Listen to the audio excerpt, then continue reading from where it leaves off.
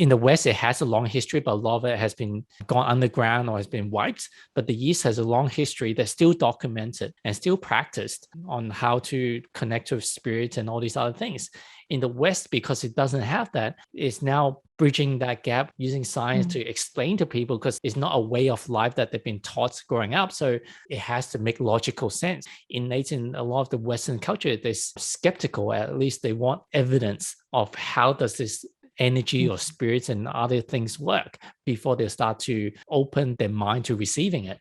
So how have you experienced the East and the West benefited you through this journey? That's a really good question, especially as a Chinese American that has lived about half of my life in Asia and about half my life in the US. I feel like, the Eastern culture of putting community first and understanding your position within the group first, and also recognizing all of your relationships and the hierarchy of those relationships intrinsically in the way that we're brought up.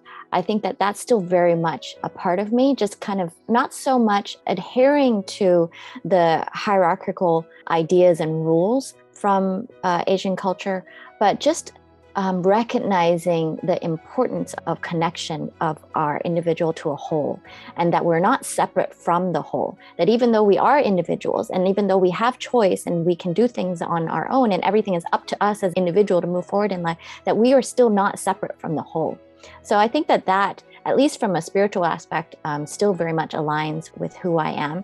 And then this whole idea that the individual is self-made and the individual has the responsibility to take control of their lives and has the freedom to do so and has the freedom to separate from the outside and not have to follow the rules. That being more of a Western idea, I also very much adhere to that idea that, we really have to check in individually before we decide, is that something we want to follow on the outside?